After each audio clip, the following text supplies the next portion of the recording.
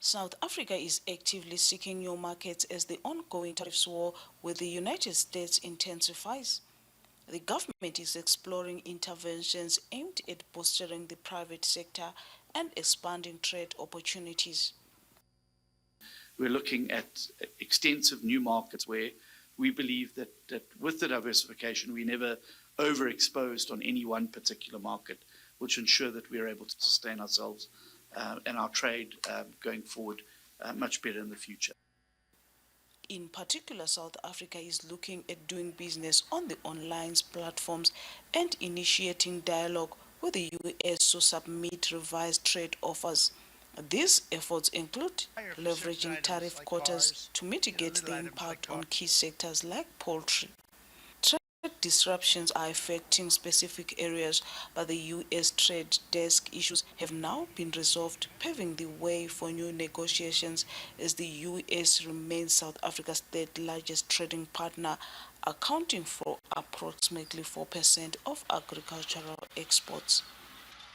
Consequently, the USA Africa Trade Desk has informed us that it will be shipping containers of poultry and pork to South Africa in 2 weeks' time, which is testimony that these issues have been resolved. However, concerns persist. Minister of Agriculture John Steenhuisen has highlighted that animal diseases, particularly in the pork sector, worry US as they could lead to food security issues. On the issue of pork, there's ongoing discussions around pork. Our animal scientists maintain that there is a risk of PRRS disease in South Africa if it was to outbreak here. So we require on certain cuts for the glands to be removed from pork cuts to prevent the exposure to the disease.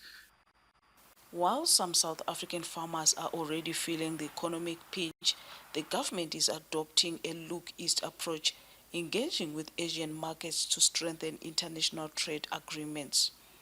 We're obviously continuing to engage China on other tariffs, things like wine, etc., and what the implications of the zero import tariff would be for those particular sectors as well.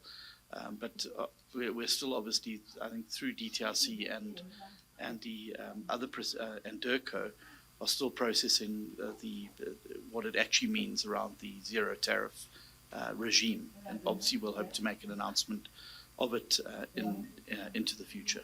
In Johannesburg for News Central, Bongani, Siziba.